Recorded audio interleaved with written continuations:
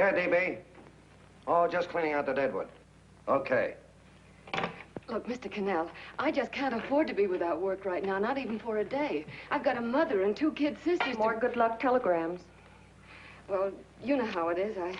I've just got to keep on working, see? Sorry, sister. I was sent down here to clean house. I told you I can't use your column anymore. It's lavender and no lace. Send those other people in. I'll tell you what I'll do. I get $30 a week. I'll take 25, 20 if necessary. I'll do anything you say. It isn't the money. We're after circulation. What we need is fireworks. People are going to hit with sledgehammers. Start arguments. Oh, I can do that. I know this town inside out. Oh, give me a chance, All please. right, come in. Cashier's got your check. Who are these people? Gibbs, Froley, Cunningham, Giles. Hey, you sister. Don't forget to get out your last column before you pick up your check.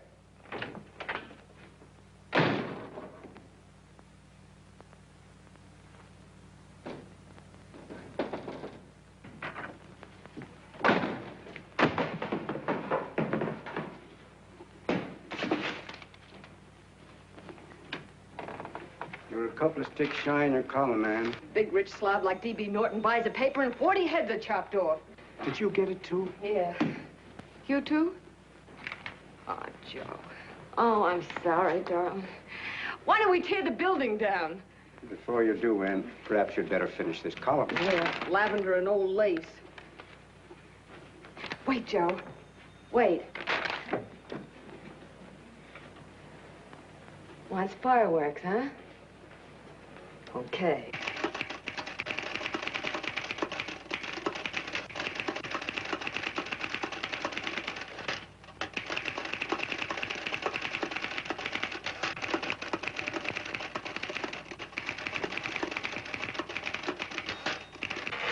Here. Below is a letter which reached my desk this morning. It's a commentary on what we laughingly call a civilized world. Dear Miss Mitchell, 4 years ago, I was fired out of my job. Since then, I haven't been able to get another one. At first, I was sore at the state administration because it's on account of the slimy politics here we have all this unemployment. But in looking around, it seems the whole world's going to pot. So in protest, I'm going to commit suicide by jumping off the City Hall roof. Signed, a disgusted American citizen, John Doe. Editor's note, if you ask this column, the wrong people are jumping off the roofs. Hey, Ann, this is the old fakeroo, isn't it? Never mind that, Joe. Go ahead. Sorry.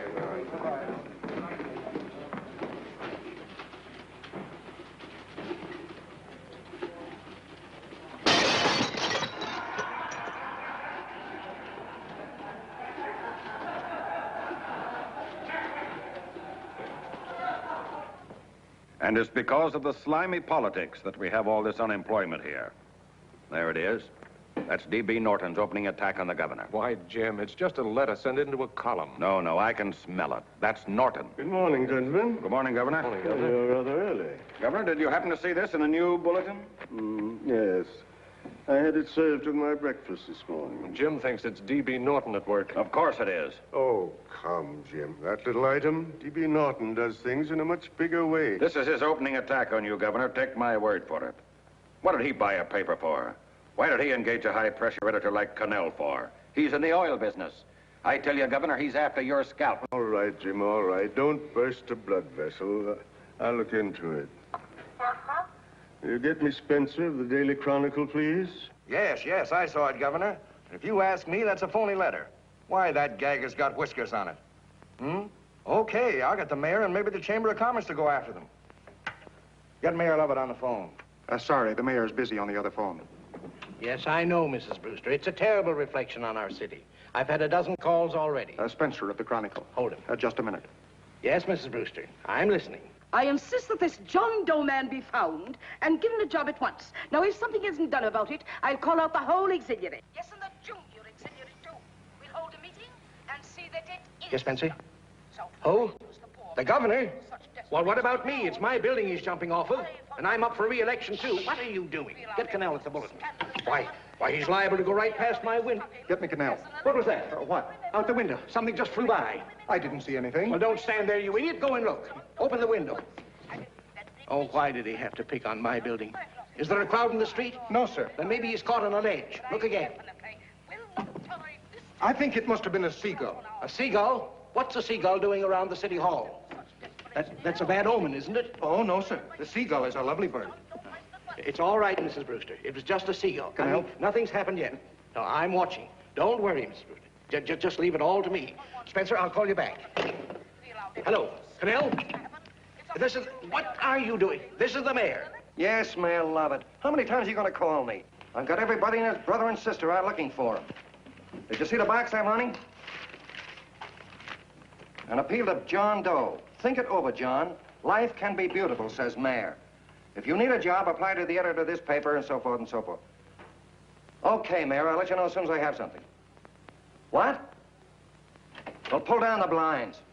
Went up to Miss Mitchell's house, boss. Boy, she's in a bad way. Where is she? Hey, do you know something? She supports a mother and 2 kids. What do you know about that? Did you find her? No. Her mother's awful worried about her. When she left the house, she said she was going on a roaring drunk. The girl, I mean. Go out and find her. Sure. Hey, but the biggest thing I didn't tell you, her old man's Doc Mitchell. You know the doctor Yeah. saved my mother's life and wouldn't take any money for it? You remember that. Okay, boss, I'll go and look for her. Holy smokes, Commissioner, you've had 24 hours. Okay, Hawkshaw, grab a pencil. Here it is again. About 5'5", brown eyes, light chestnut hair, and as fine a pair of legs as ever walked into this office. Did you want to see me? No. I've had the whole Army and Navy out searching for you because that's a game we play here every day. I remember distinctly being fired. That's right. But you have a piece of property that still belongs to this newspaper, and I'd like to have it. What's that? The letter. What letter? The letter from John Doe. Oh, The whole town's in an uproar. We've got to find him, and the letter's the only clue. there is no letter. We'll get a handwriting expert to... What? There is no letter. Say that again. There's no letter. I made it up. You made it up. Mm-hmm. You said you wanted fireworks. Don't you know there are 9 jobs waiting for this guy? 22 families want to board him free. 5 women want to marry him, and the mayor's practically ready to adopt him, and you... Just call the morgue, boss. They said there's a girl there. Shut up. Ann! Say, why didn't you... Beatty. Only one thing to do, Hank. Drop the whole business quickly. How? Run a story. Say John Doe was in here and is sorry he wrote the letter and... That's right. You've got it, sure. He came in here, and I made him change his mind. Bulletin editor saves John Doe's life. Why, it's perfect. I'll have Ned write it up. Oh, Ned, I got a story I want you to... Wait a minute.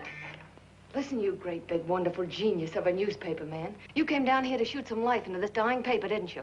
Well, the whole town's curious about John Doe, and boom, just like that, you're going to bury him. There's enough circulation in that man to start a shortage in the ink market. And what man? John Doe. What John Doe? John Doe, the one I made up.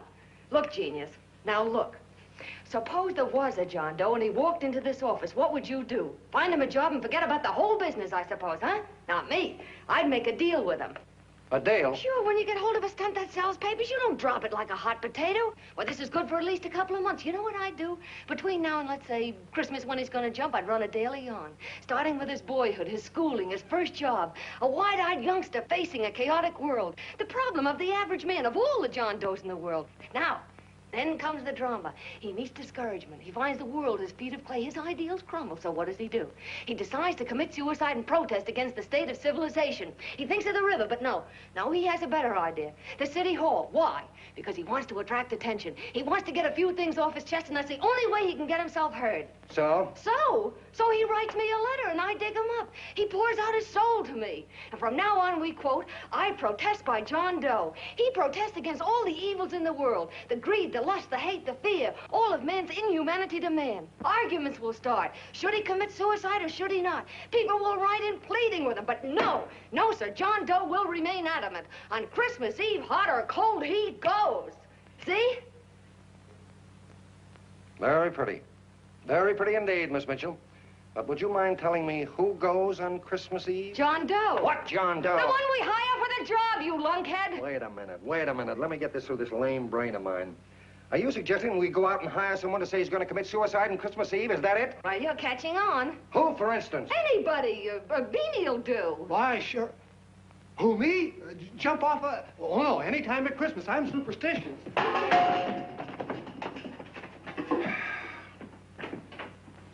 Miss Mitchell, do me a favor. Will you go on out and get married and have a lot of babies, but Stay out of newspaper business. Better get that story in, Hank. It's getting late. You're supposed to be a smart guy. If it was raining $100 bills, you'd be out looking for a dime you lost someplace. Holy smokes, wasting my time listening to this mad woman. Look, Chief, look at the Chronicle. It's running on John Doe. They say it's a fake. Why, the no good, the John Doe story, amateur journalism. It's palpably phony. It's a wonder anyone is taking it serious. What do you think of those guys? That's fine. That's fine. Now fall right into their laps. Go ahead. Say John Doe walked in and called the whole thing off. You know what that's going to sound like on top of this. That's all, Ned. Thank you. All right. Amateur journalism, huh? Why, that bunch of sophomores, I can teach them more about... Hey, boss, get a load of this. What? Look. What do they want? They all say they wrote the John Doe letter. Oh, they all wrote the letter. Tell them all to wait. Look, Mr. Cannell, one of those men is your John Doe. They're desperate and will do anything for a cup of coffee. Pick one out and you can make the Chronicle eat their words. I'm beginning to like this. If you ask me, Hank, you're playing around with dynamite. No. The gal's right. We can't let the Chronicle get the laugh on us. We've got to produce a John Doe now. Amateur journalism, huh? I'll show those guys. Sure, and there's no reason for them to find out the truth either, because naturally, I won't say anything. Okay, sister, you get your job back. Plus a bonus. What bonus? Oh, the bonus of $1,000 the Chronicle was going to pay me for this little document. You'll find it says that I, Ann Mitchell, hereby certify that the John Doe letter was created by me. I can read. Sorry. You think this is worth $1,000, do you? Oh, the Chronicle would consider it dirt cheap. Packs everything, including a gun. Okay, sister, you got yourself a deal. Now let's take a look at the candidates. The one we pick has got to be the typical average man. Typical American that can keep his mouth shut. Show me an American who can keep his mouth shut and I'll eat him. Okay, Beanie, bring him in one at a time.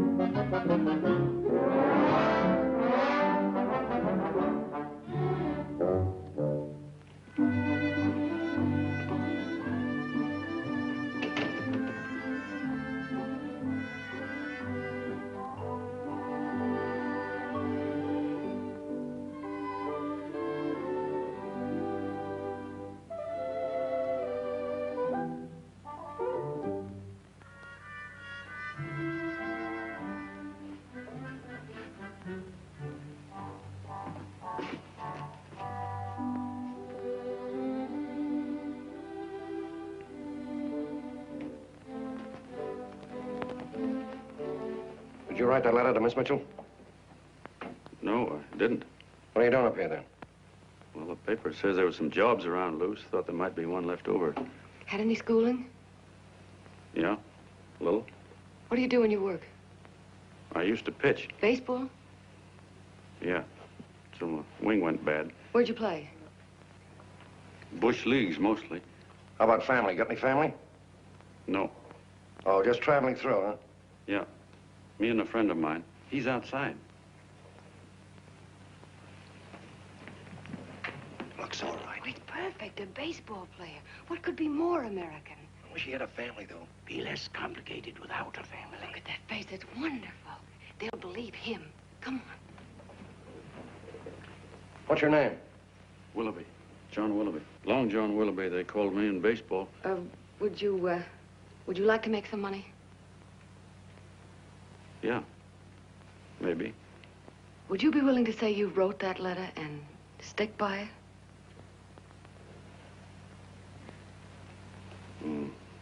I get the idea. Yeah, maybe. That's our man. He's made to order. I don't know. He don't seem like the kind of a guy that'd fall in line. When you're desperate for money, you do a lot of things, Mr. Cannell. He's our man, I tell you. He's fainted. Get the water, quickly. Hurry up, Pop. Oh. Right here, sit down. You all right? Yeah, I'm all right. How many is that, 6?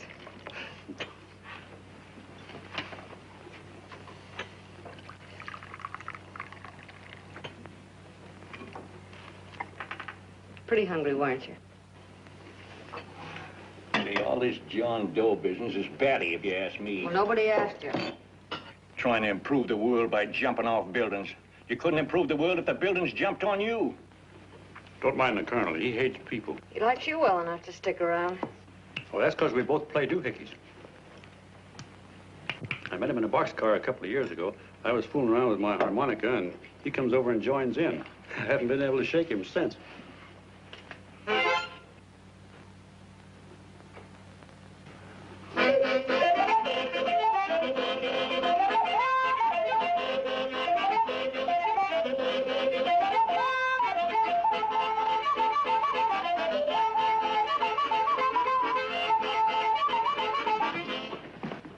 Here he is. No, you can't take pictures of him like that, eating a sandwich and with a beard. But he's going to jump off a building. Yes, but not because he's out of a job. That's not news. This man's going to jump as a matter of principle. Well, maybe you're right. We'll clean him up and put him in a hotel room under bodyguards. We'll make a mystery out of him. Did you speak to Mr. Norton? Thinks it's terrific. Says for us to go the limit. Wants us to build a bonfire under every big shot in the state. Oh, swell. Is that the contract? Yeah. What's he doing here? Friend of his. They play duets together. Duets? But can we trust him? Oh. I trust him.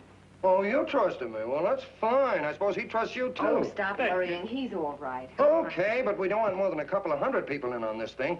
Now, the first thing I want is an exact copy of the John Doe letter in your own handwriting. I've got it already. Here. No, that's fine. Now, I want you to sign this agreement. It gives us an exclusive story under your name, day by day, from now until Christmas. On December 26th, you get one railroad ticket out of town. And the bulletin agrees to pay to have your arm fixed. That's what you want, isn't it? Yeah, but it's got to be by Bonesetter Brown. Okay, Bonesetter Brown goes. Here, sign it. Meanwhile, here's $50 of spending money. That's fine. Beanie? Yes, boss. Take charge of him. Get him a suite at the Imperial and hire some bodyguards. Yeah, and some new clothes, Beanie. Think we better have him to Laos? Yeah. Both of them? Yes, both of them, but don't let them out of your sight. Hey, Beanie, gray suit, huh? Yeah. Okay, fellas.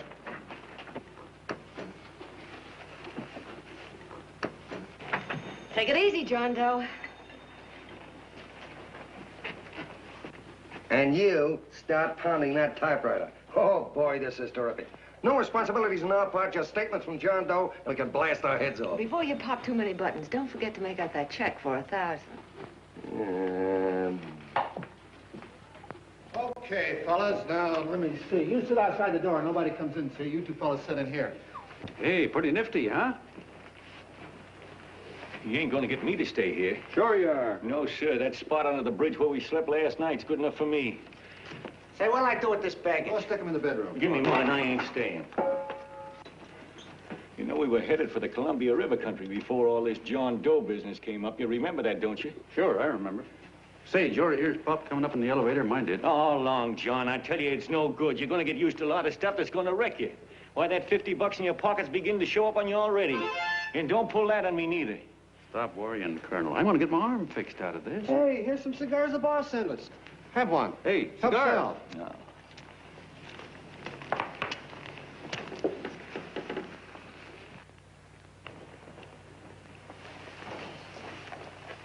Say, I'll bet you even the major leaguers don't rate an outfit like this. Here, make yourself comfortable. Paper? I don't read no papers, and I don't listen to radios either. I know the world's been shaped by a drunken barber, and I don't have to read it. I've seen guys like you go under before. Guys that never had a worry. Then they got a hold of some dough and went goofy. The first thing that happens to a guy... Hey, did you get a load of the bedroom? No. The first thing that happens to a guy like that, he starts wanting to go into restaurants and sit down at a table and eat salads and cupcakes and tea. Boy, what that kind of food does to your system.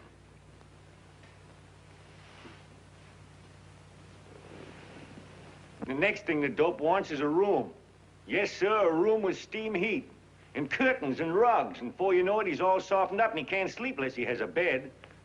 Hey, stop worrying, Colonel. $50 ain't gonna ruin me. I've seen plenty of fellas start out with $50 and wind up with a bank account. Hey, what's the matter with the bank account, anyway? And let me tell you, Long John, when you become a guy with a bank account, they got you. Yes, sir, they got you. Who's got him? The helots. Who? Hey, there's the City Hall tower I was supposed to jump off of. It's even higher than this. Who's got him? The helots. Woo! Hey, wait a minute! You're not supposed to jump till Christmas Eve. Do you want to get me in a jam? If it's going to get you in the jam, we'll do you a favor. I won't jump. And when they got you, you got no more chance than a road rabbit. Hey, who'd you say was gonna get him? Say, is this one of those places where you ring if you want something? Yeah, just use the phone. Boy, I've always wanted to do this. Hey, Doc, look. Look, Doc. Give me that again, will you? Who's gonna get him? The helots. Who are they? Listen, sucker, you ever been broke? Sure, mostly often. All right. You're walking along. Not a nickel in your jeans. You're free as the wind. Nobody bothers you. Hundreds of people pass you by in every line of business. Shoes, hats, automobiles, radios, furniture, everything. And they're all nice, lovable people. And they let you alone. Is that right? Then you get a hold of some dough, and what happens? All those nice, sweet, lovable people become helots. A lot of heels. They begin creeping up on you, trying to sell you something. They get long claws, and they get a stranglehold on you. And you squirm, and you duck, and you holler, and you try to push them away, but you haven't got a chance. They got you. First thing you know, you own things. A car, for instance. Now your whole life is messed up with a lot more stuff. You get license fees, and number plates, and gas, and oil, and taxes, and insurance, and identification cards, and letters, and bills, and flat tires, and dents, and traffic tickets, and motorcycle cops, and courtrooms, and lawyers, and fines, and 1,000,001 other things. And what happens? You're not the free and happy guy you used to be. You gotta have money to pay for all those things. So you go after what the other fellas got. And there you are. You're a helot yourself.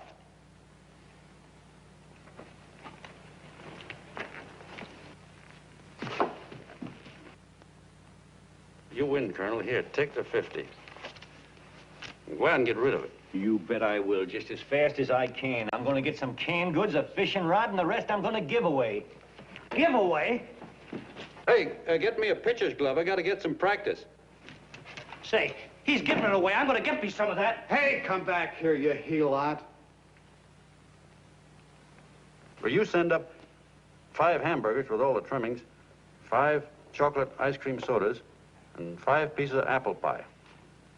No, apple with cheese. Yeah, thanks.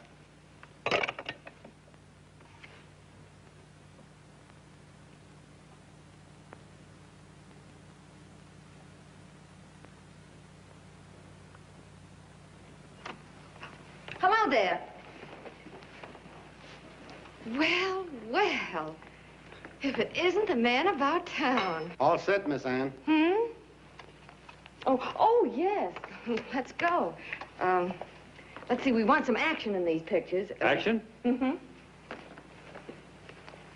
That's good. No. This man's going to jump off a roof. Oh. Here, wait a minute. Let me comb your hair.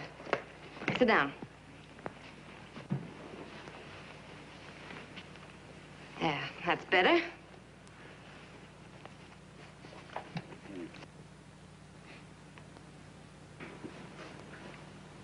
You know, he's got a nice face, hasn't he? Yeah, he's pretty. Here, sit down. Quiet, egghead. All right, now a serious expression. Can't. I'm feeling too good. Oh, come on now. This is serious. You're a man disgusted with all of civilization. With all of it? Yes, you're sore at the world. Come on now. Oh, crabby guy, huh? Yeah. No.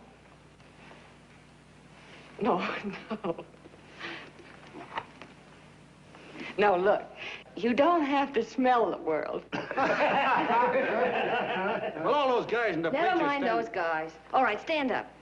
Now, let's see what you look like when you protest. Against what? Against anything. Just protest. You got me. Oh, look, I'm the umpire, and you just cut the heart of the plate with your fast one, and I called it a ball. What would you do? Oh, you did, huh? Yeah. Why can't you call him right, you boneheaded... Grab it, Eddie, grab it!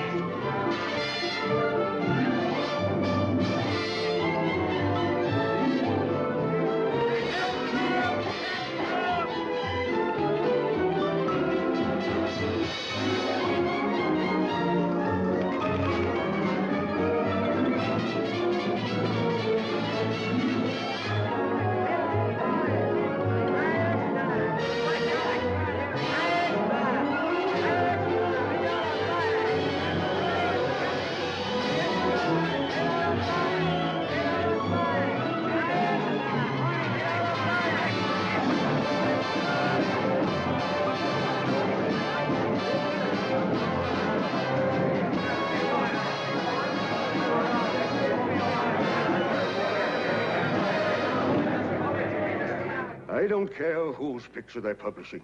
I still say that this John Doe person is a myth, and you can quote me on that.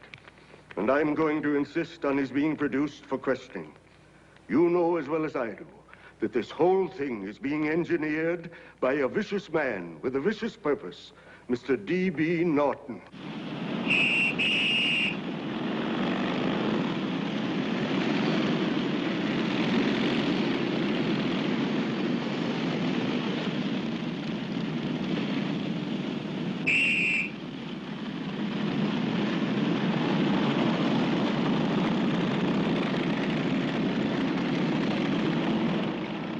And Miss Mitchell are at the house, sir. Oh, they are? All right, come on. Personally, I think it's just plain stupidity to drop it. Now, you should see his fan mail, thousands. Why, it's going over like a house afire. What are you afraid of, Canelo? It's doubled our circulation. Yeah, but it's got everybody sore. Ads are being pulled. The governor's starting a libel suit. What's more, they all know John Doe's a phony, and they insist on seeing Well, what about it? Let them see him. We'll go on one better. They can also hear him. You own a radio station, Mr. Norton. Why not put him on the air? Watch out for this damn DB. She'll drive you batty. Oh, Look, we can't let him get to this Bush League pitcher and start pumping him. Good night. Now, tell him what that screwball might do. I walk in yesterday, here he is, standing on a table with a fishing pole, fly casting. Take my advice and get him out of town before this thing explodes in our faces. If you do, Mr. Norton, you're just as much of a dumb cluck as he is. Excuse me. No, you got yourself a meal ticket and you hate to Sure, let go. it's a meal ticket for me, I admit it, but it's also a windfall for somebody like Mr. Norton who's trying to crash national politics. That's what you bought the newspaper for, isn't it? You want to reach a lot of people, don't you? Well, put John Doe in the air and you can reach 130 million of them. He can say anything he wants and they'll listen to him. All right, we'll forget the governor and the mayor and all the small fry like that. This can arouse national interest. If he made a hit around here, he can do it every place else in the country. And you'll be pulling the strings, Mr. Norton. Go down to the office and arrange for some radio time. What, DB, you're not going to I want it as soon as possible. Okay. I just came in to get warm myself. Come on, let's go. Don't you go. I want to talk to you.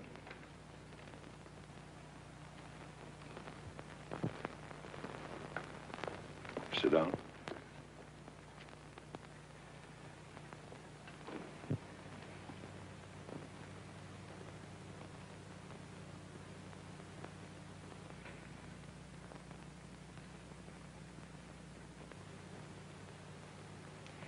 Hey, this John Doe idea was yours, huh? Yes, sir.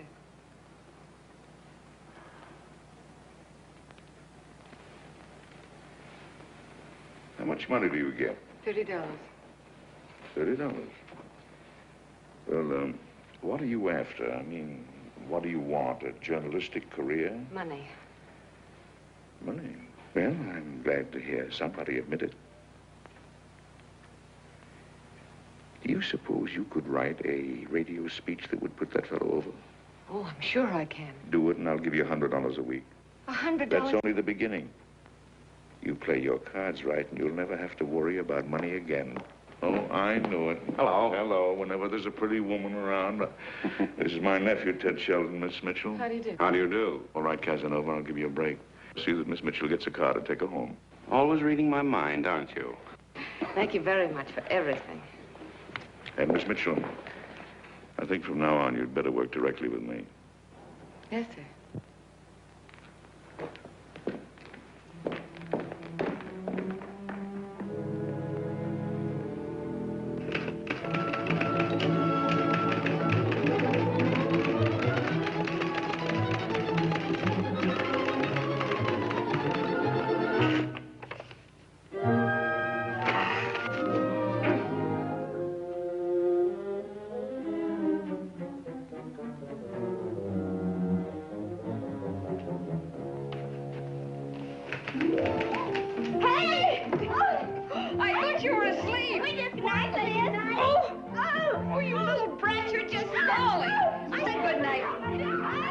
Come, children. It's past your bedtime. Go on, Mama. Come on, quick, come on. Now, pooch, I'll Stick stay. your fork through me. I'm done. I'll never get this speech right. Oh, yes, you will, Ann, dear. You're very clever. Yeah, I know. What are you looking for? Your purse, I need $10. What for? I gave you 50 just the other day. Yes, I know, dear, but Mrs. Burke had her baby yesterday. 9 pounds. And there wasn't a thing in the house. And then the community chest lady came. And the 50's all gone, huh? Who's the 10 for? The Websters. The Websters. You remember those lovely people your father used to take care of. I thought I'd buy them some groceries. Oh, Anne, dear, it's a shame those You're poor... marvelous, Ma. You're just like Father used to be. Do you realize a couple of weeks ago we didn't have enough to eat ourselves? Well, yes, I know, dear, but these people are in such need. And we have plenty now. If you're thinking of that $1,000, forget it. It's practically all gone. We owed everybody in town. Now, you just got to stop giving all your money away. Oh, Anne, dear. Oh, I'm sorry, Ma. Oh, don't pay any attention to me. I guess I'm just upset about all this. Gee whiz, here I am with a great opportunity to get somewhere, to give us security for once in our lives, and I'm stuck. If I could put this over, your Mrs. Burke can have 6 babies. You mean the speech you're writing? Yeah, I don't know. I simply can't get it to gel. I created somebody who's going to give up his life for a principle. Hundreds of thousands of people are going to listen to him over the radio. And unless he says something that's sensational, it's just no good. Well, honey, of course, I don't know what kind of a speech you're trying to write, but judging from the samples I've read, I don't think anybody will listen. What? Darling, there's so many complaining political speeches. People are tired of hearing nothing but doom and despair on the radio. If you're going to have him say anything, why don't you let him say something simple and real, something with hope in it? If your father were alive, he'd know what to say. Oh, yeah. Father certainly would. Wait a minute.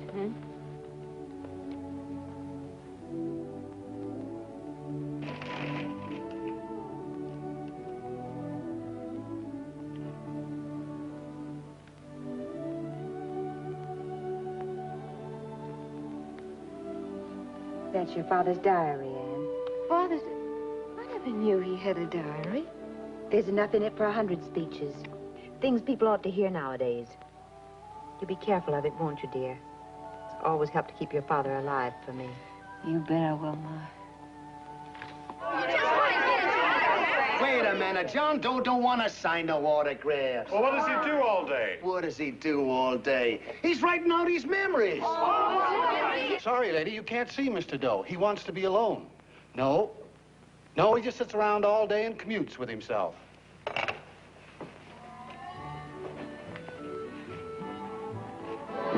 Oh!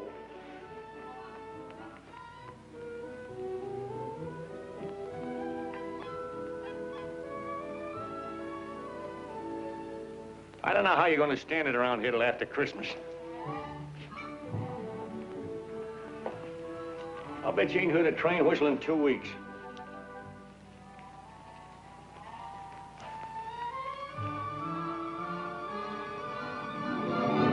Steve, right!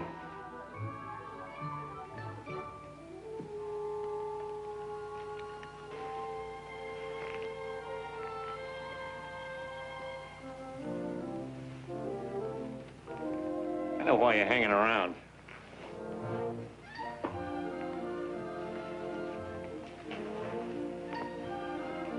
You're stuck on the girl. That's all a guy needs, is to get hooked up with a woman.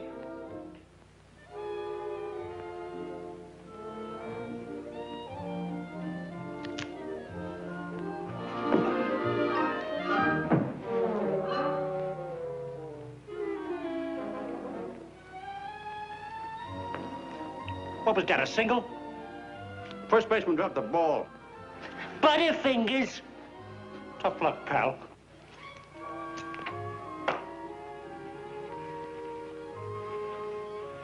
Guy has a woman on his hands. First thing he knows, his life is balled up with a lot more things. Furniture and...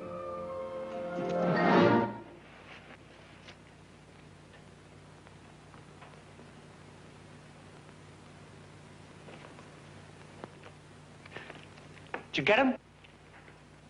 You're out. Swell. What's this, the end of the 8th? 9th.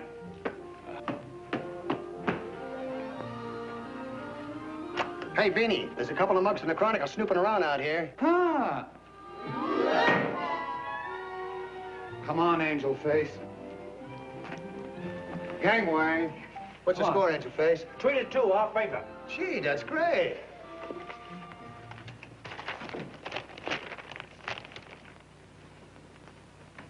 Hey, you got swell form there. Must have been a pretty good pitcher. Pretty good. Say, I was just about ready for the major leagues when I chipped a bone in my elbow. I got it pitching a 19-inning game. 19? Yeah. There was a major league scout there watching me, too. And he came down after a game of the contract. You know what? I couldn't lift my arm to sign it. I'll be okay, though, as soon as I get it fixed up. It's too bad. What do you mean, too bad? Huh? Oh, that you'll never be able to play again. What are you talking about? I just told you I was going to get... Well, you know how they are in baseball if a guy's mixed up in a racket. Racket? What do you mean? Well, I was just thinking about this John Doe business. Why, as soon as it comes out it's all a fake, you'll be washed up in baseball, won't you? Yeah. Doggone. I never thought about that.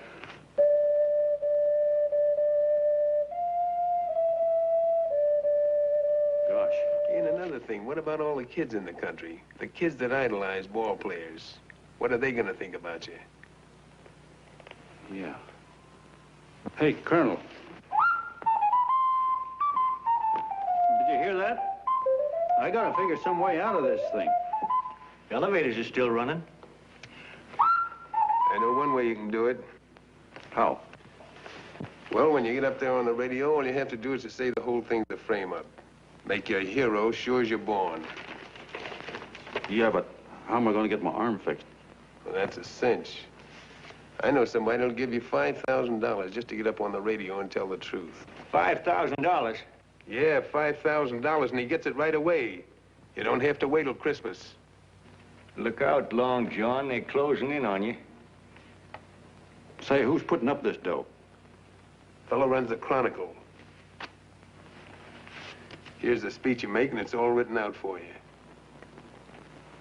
$5,000. Holy mackerel, I can see the helots coming, the whole army of them. It's on the level.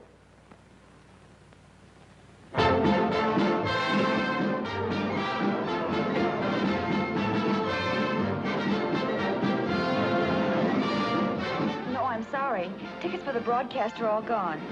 Phone the bulletin. Sorry, no more tickets left.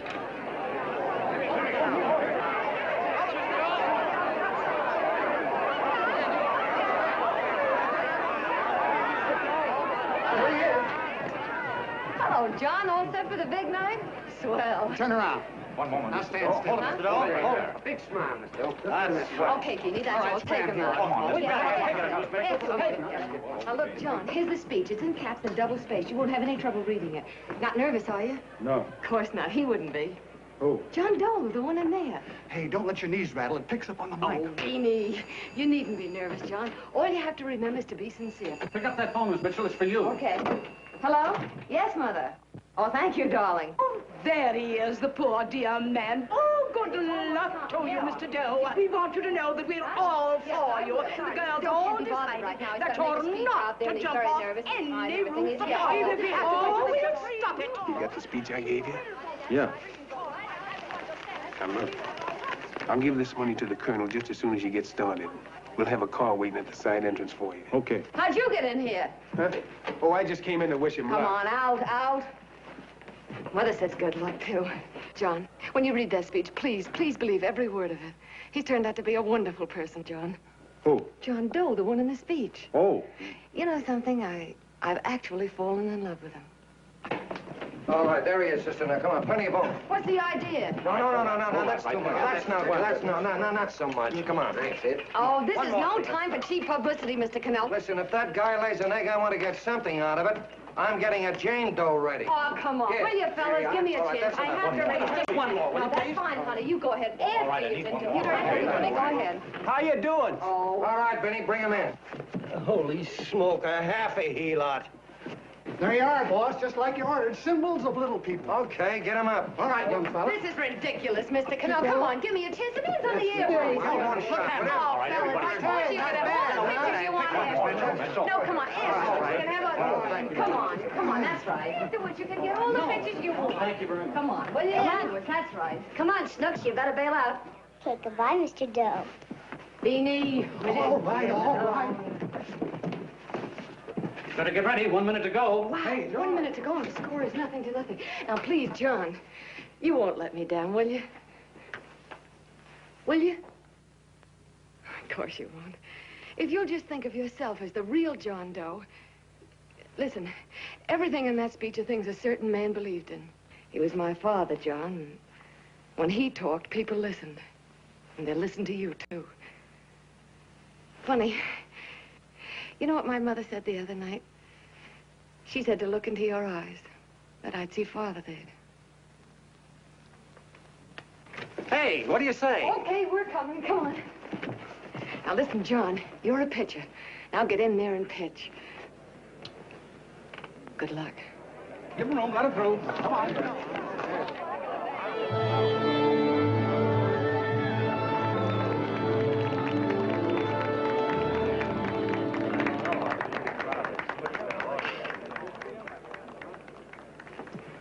Hey, let's get out of here. There's the door right there. Hey, what are you doing here? That's what I'd like to know. Come on, out. Hey, he's a friend of mine. Never mind, let him alone. He's all right.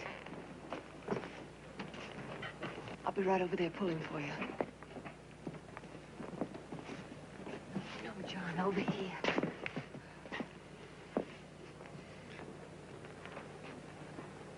Stand by.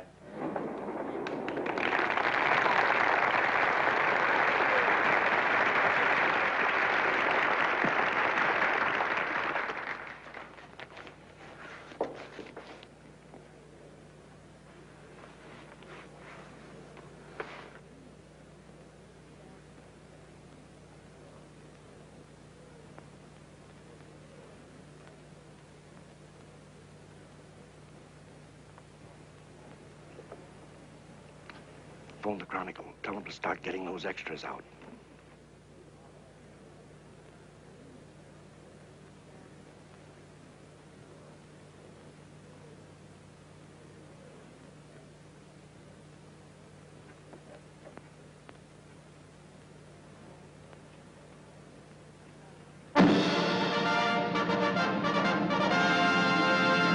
And good evening, ladies and gentlemen. This is Kenneth Fry speaking for the New Bulletin.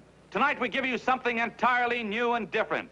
Standing beside me is the young man who has declared publicly that on Christmas Eve he intends to commit suicide, giving as his reason, quote, "I protest against the state of civilization," end quote. Ladies and gentlemen, the New Bulletin takes pleasure in presenting the man who is fast becoming the most talked of person in the whole country, John Doe.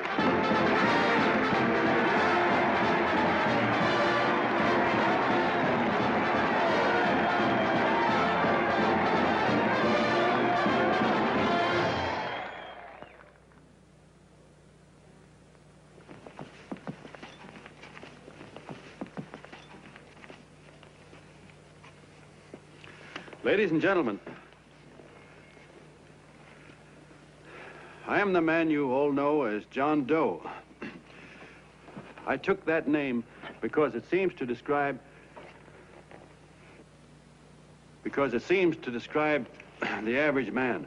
And that's me. And that's me. Well, it was me before I said I was going to jump off the city hall roof at midnight on Christmas Eve.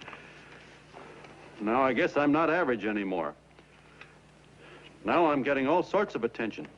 From big shots, too. We've been double-crossed. The mayor and the governor, for instance. They don't like those articles I've been writing. You're an imposter, young fellow. That's a pack of lies you're telling.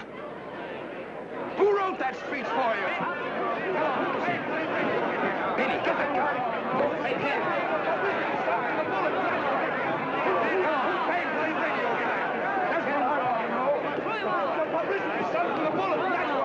Spencer. Ladies and gentlemen, the disturbance you just heard was caused by someone in the audience who tried to heckle Mr. Doe. The speech will continue.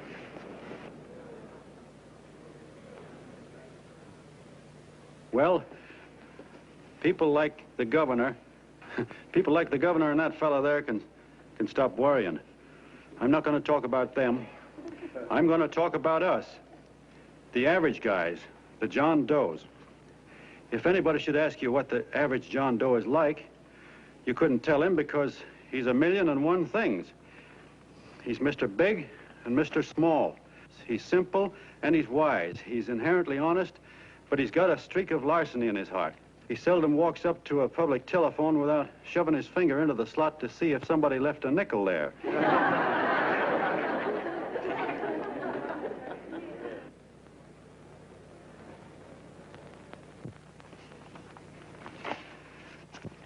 He's the man the ads are written for. He's a feller everybody sells things to.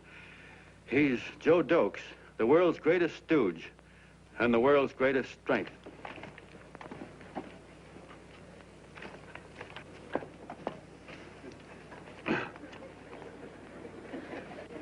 Yes, sir.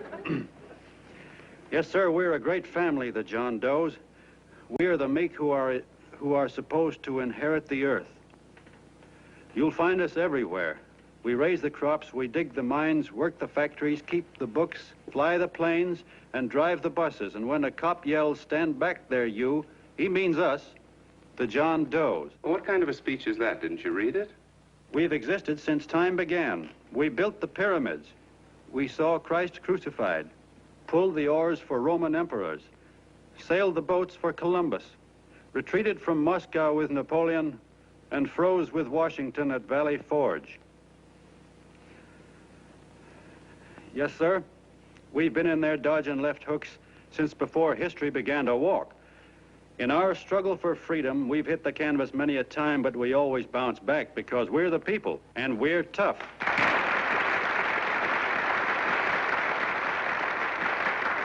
They've started a lot of talk about free people going soft, that we can't take it. That's a lot of hooey. A free people can beat the world at anything, from war to tiddlywinks, if we all pull in the same direction.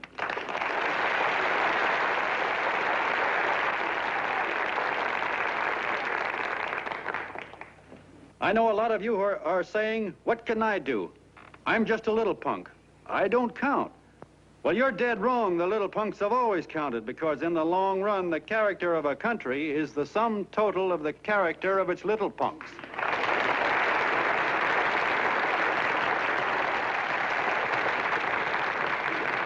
But we've all got to get in there and pitch. We can't win the old ball game unless we have teamwork.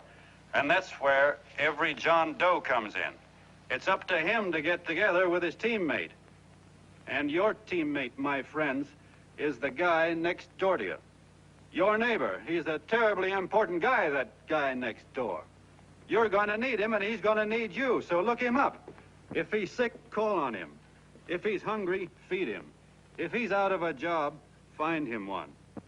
To most of you, your neighbor is a stranger, a guy with a barking dog and a high fence around him. Now, you can't be a stranger to any guy that's on your own team. So tear down the fence that separates you. Tear down the fence, and you'll tear down a lot of hates and prejudices. Tear down all the fences in the country, and you'll really have teamwork.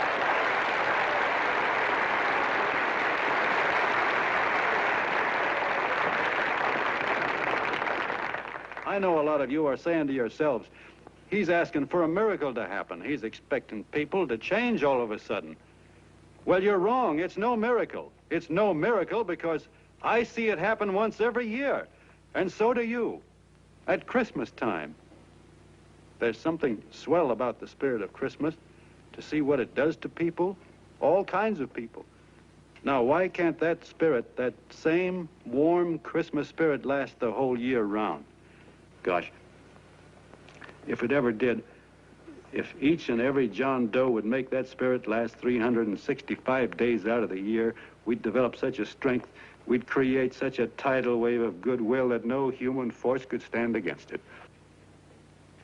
Yes, sir, my friends, the meek can only inherit the earth when the John Does start loving their neighbors.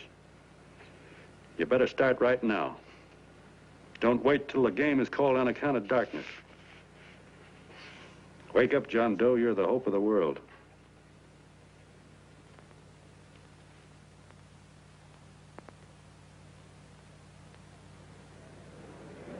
John, you're wonderful.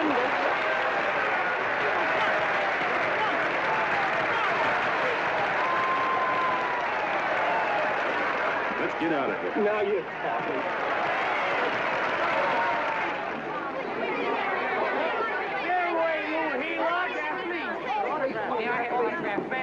Hey!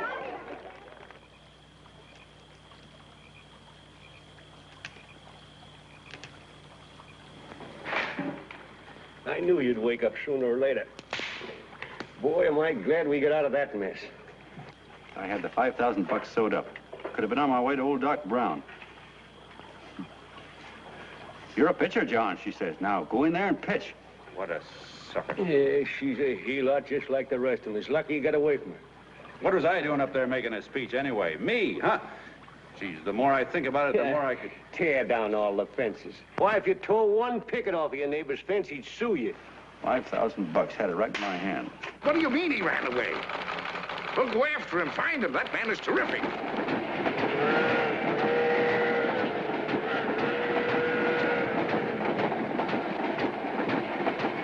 Columbia River, here we come.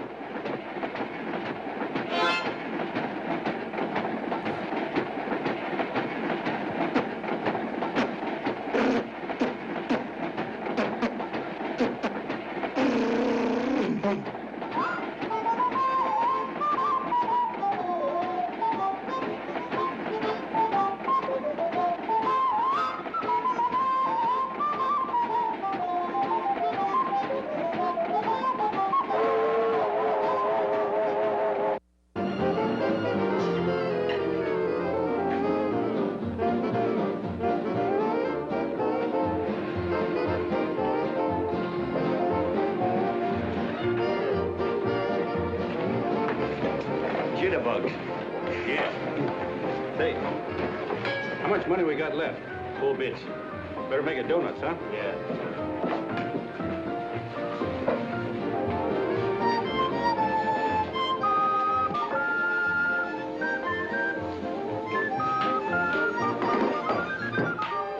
What'll it be, gents? Have you got a couple of steaks about that big and about that thick? Yeah, with hash brown potatoes and tomatoes and apple pie and ice cream and coffee. And donuts, I know. Hey, Ma, Seekers, a pair. Fingers a pair, coming up. Glad he took the tea out of that.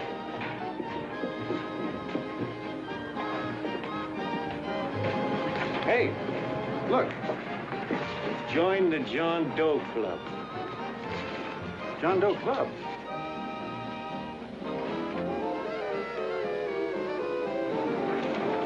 Oh. You John Doe? Who? John Doe. Ah, you need glasses, buddy. Oh, but Jay, it's a spitting image of John Doe. Yeah, but his name is Willoughby. Oh, I'm John Willoughby. I'm a baseball player. Sure. Oh, no, I'd know that voice anyway. You can't kid me. You're John Doe. Hey, Ma! Ma!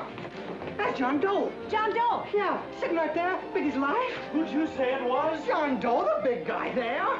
Pictures in the paper. That's John Guy. John Doe. John Doe. Sitting right there, John Doe. Hey, operator. Dan's Beanery. Look, call everybody in town. John Doe was just in my place. Yeah, he ordered donuts.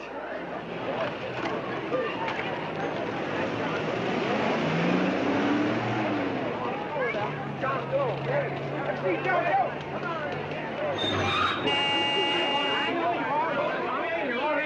John Doe, we're all neighbors. And my office is packed like a sardine box. What does John Doe look like, Mr. Mayor? Oh, he's one of those great big outdoor type men. No, you can't see him. You didn't vote for me the last time. Shame on you. What are you doing there? Get off my front porch anyhow. Mr. Norton come yet? Oh, well, I wonder where he's at. What's keeping him? He should have been here 15 minutes ago. Oh, there he comes now. Now, everybody on your dignity. Don't do anything to disgrace us. A little town, but we got to show off. Better let me talk to him. All right, but present it to him as a great cause for the common man. Ah, here they come. Now, give him room down there. Give him room, folks. Come on now. Come on. Here they come. Here they come. Here's Mr. Martin. How do you do, Mr. Martin? I'm Mayor Hawkins. Here's Mr. Martin. Let me go, you darn tool. I'm the mayor. Mr. Martin. Mr. Martin. Mr. Martin. I'm Mayor Hawkins. Your office telephoned me to hold him. Well, that's fine. How is he? Oh, he's fine. He's right in my office there. You know, it's a great honor having John Doe here, and you too. Haven't had so much excitement since the old city hall burned down. People are so excited and they'll let torch goes off. Oh, Matilda, darling, phone the newspapers, tell them Mr. Norton's here. Step right inside, Mr. Norton. My office. Very comfortable here, Mr. Norton. Just had it air conditioned. Gangway, please. Make room for Mr. Norton. Gangway. Gangway.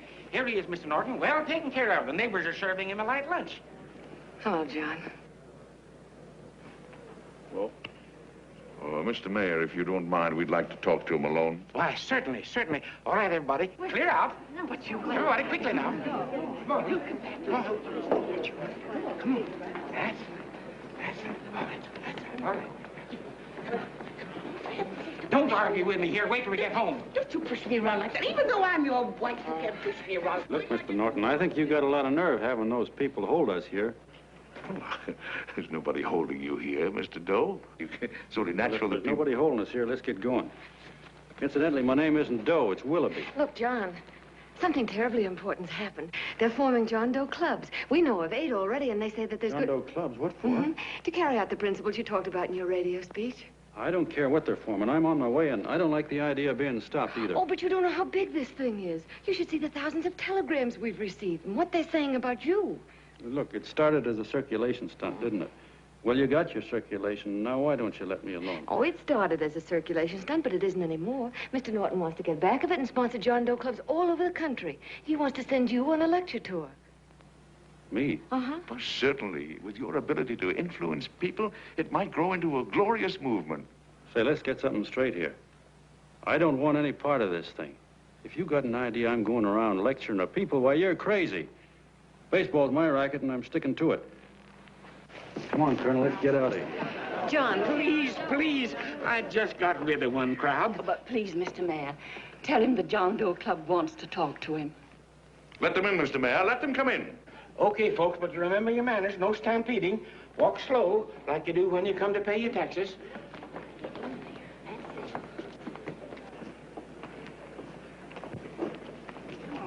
Okay. All right, give me a chance. Come right in. My name's Bert Hansen, Mr. Doe. I'm the head soda jerker at Schwabacker's drugstore. Well, sir, you see, me and my wife, we heard your broadcast, and we got quite a bang out of it, especially my wife. Kept me up half the night saying, that man's right, honey. The trouble with the world is nobody gives a hoot about his neighbor. That's why everybody in town's sore and cranky at each other. And I kept saying, well, that's fine, but how's a guy going to go around loving the kind of neighbors we got? Old Sourpuss, for instance. You see, Sourpuss Smithers is a guy who lives all alone next door to us. He's a cranky old man that runs a second-hand furniture store. We haven't spoken to him for years. I always figured he was an ornery old gent that hated the world because he was always slamming his garage door and playing the radio so loud he kept half the neighbors up. Well, anyway, the next morning I'm out watering the lawn and I look over and there's Sourpuss on the other side of the hedge straightening out a dent in his fender. And my wife yells to me out the window. She says, go on, speak to him, Bert. And I figured, well, heck, I can't lose anything, so I yelled over to him, good morning, Mr. Smithers. He went right on pounding his fender. Was I burned? So I turned around to give my wife a dirty look, and she said, louder, he didn't hear you. So in a voice you could have heard in the next county, I yelled, good morning, Mr. Smithers. Well, sir, you could have knocked me over with a feather. Old Sourpuss turned around, surprised-like, and he put on a big smile, came over and took my hand like an old lodge brother, and he said, good morning, Hanson. I've been wanting to talk to you for years, only I thought you didn't like me. And then he started chatting away like a happy little kid, and he got so excited his eyes all... Well, Mr. Doe, before we got through, I found out Smithers is a swell egg, only he's pretty deaf, and that accounts for all the noises. And he says it's a shame how little we know about our neighbors. And then he got an idea. And he said, how's about inviting everybody someplace where we can all get together and know each other a little better? Well, I'm feeling so good by this time, I'm ripe for anything. So Smithers goes around the neighborhood inviting everybody to a meeting at the schoolhouse. And I tell everybody that comes in the store, including Mr. Schwabacker, my boss. I'm talking too much. Well, I'll be doggone if over 40 people don't show up. Of course, none of us knew what to do, but we sure got a kick out of seeing how glad everybody was just to say hello to one another. Tell him about making Sourpuss chairman. Oh, yeah, we made Sourpuss chairman and decided to call ourselves the John Doe Club. And say, incidentally, this is my wife. Come here, honey. This is my wife, Mr. Doe. How do you do, Mr. Doe? Sourpuss is here, too. Oh, is he? This is Sourpuss, or excuse me, Mr. Smithers, Mr. Doe. That's all right. If you didn't call me Sourpuss, it wouldn't feel natural. Well, anyway, I guess nearly everybody in the neighborhood came except the Delaney's. The Delaney's live in a big house with an iron fence around it, and they always keep their blinds drawn. And we always figured that he was just an old miser that sat back counting his money, so why bother about inviting him? Until Grimes, the milkman, spoke up and he said, say, you've got the Delaney's all wrong. And then he tells us about how they canceled their milk last week and how when he found a note in the bottle, he got kind of curious-like and he sort of peeked in under the blinds and found the house was empty. If you ask me, he says, they're starving. Old man Delaney has been bringing his furniture over to my place at night, one piece at a time, and selling it. Yeah. And, well, sir, a half dozen of us ran over there to fetch him, and we brought him to the meeting. And what a reception they got. Why, everybody shook hands with him and made a fuss over them, and, well, finally, Mr. and Mrs. Delaney just sat right down and cried. And then we started to find out about a lot of other people. Yeah, sure. Well, you know Grubel, for instance. Grubel's here. Yeah, that's a... Of course, you don't know Grubel, but he's a man that everybody figured was the worst no-account in the neighborhood because he was living like a hermit, and nobody would have anything to do with him. That isn't until Murphy, the postman, told us the truth. Why, Grubel, he says, he lives out of garbage cans because he won't take charity, because it'd ruin his self-respect, he says. Just like you said on the radio, Mr. Doe. Well, sir, about a dozen families got together and gave Grubel a job watering their lawns. Isn't that wonderful? And then we found jobs for 6 other people, and they've all gone off for leave. Yeah, and my boss, Mr. Schwabecker, made a job in his warehouse for old man Delaney. And he gave you that $5 raise. Yeah, wasn't that swell? Why, Bert, I feel slighted. I'd like to join, but nobody asked me. I'm sorry, Mayor, but we voted that no politician could join. Just the John Does of the neighborhood, because you know how politicians are. Well, the reason we wanted to tell you this, Mr. Doe, was just to give you an idea of what you started. And from where I'm sitting, I don't see any sense in you jumping off any building. No. Well, thank you for listening. Goodbye, Mr. Doe. You're a wonderful man, and it strikes me you can be mighty useful walking around for a while. Hey, goodbye, Mr. Doe.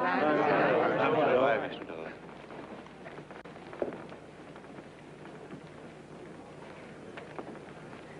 I'm Mrs. Delaney, Mr. Doe, and God bless you, my boy.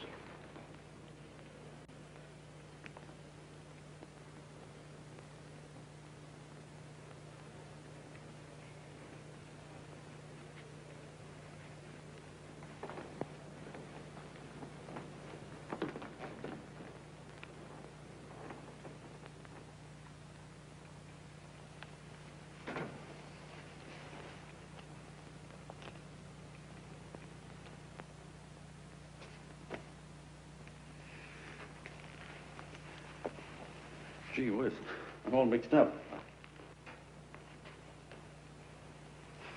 I don't get it. Look, all those swell people think I'm going to jump off a building or something. I never had any such idea. Gosh. The fellow'd have to be a mighty fine example himself to go around telling other people how to...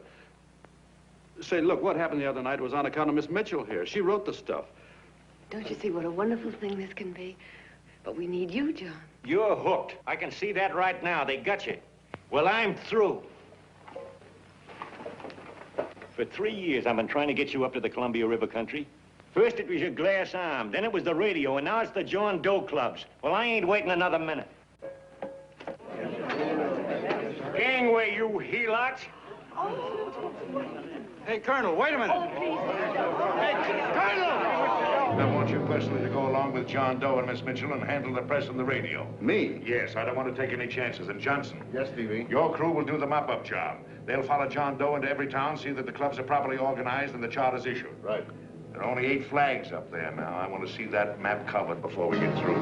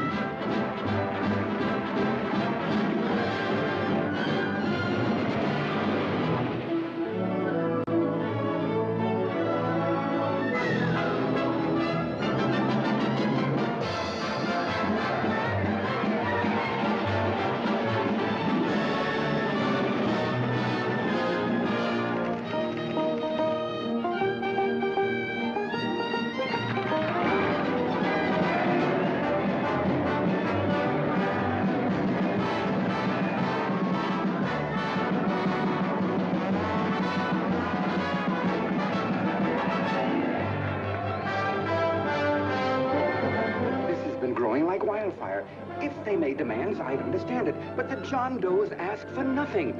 People are going off relief. If this keeps up, I'll be out of a job. As soon as it gets strong enough, we'll find out what John Doe wants. 30 every Thursday, 60 at 60. Who knows what? I'm sorry, boss. They just won't let anybody talk politics to them. It's crazy. We've got to get to them. They represent millions of voters.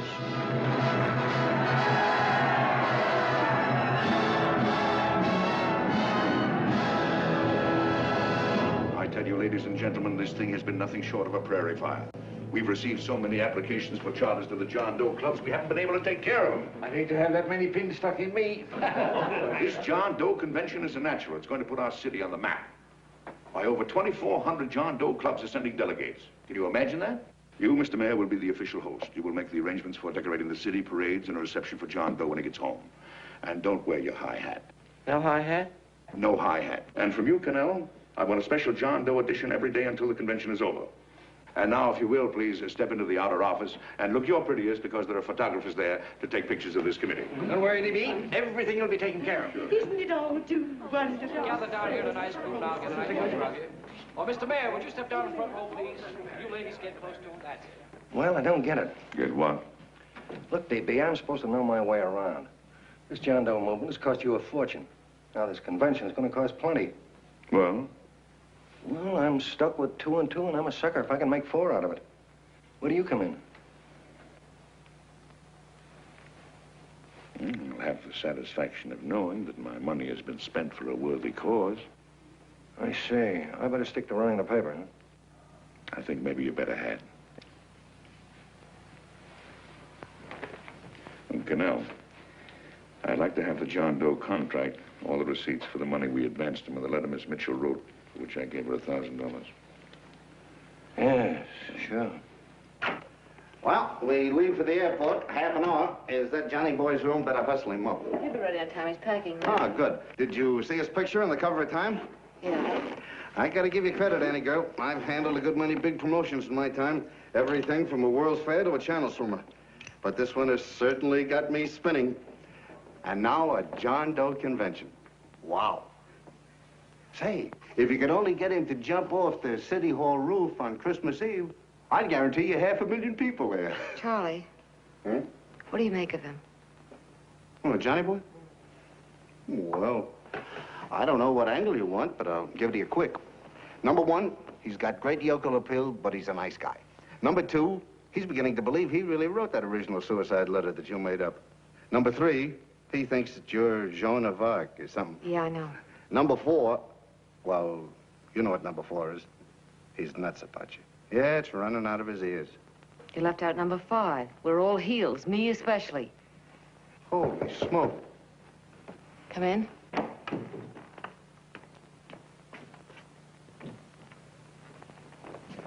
I'm all packed. Good. I'll go and get Beanie Boy.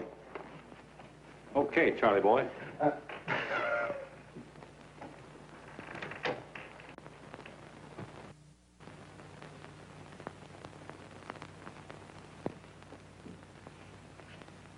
Can I help you pack?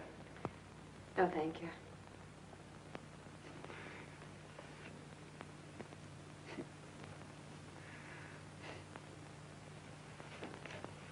You care if I sit down out here? No.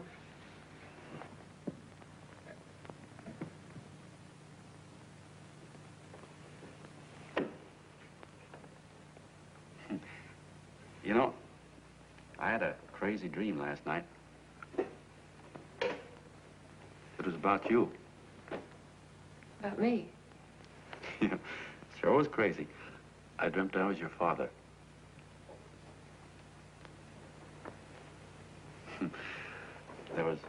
There was something I was trying to stop you from doing.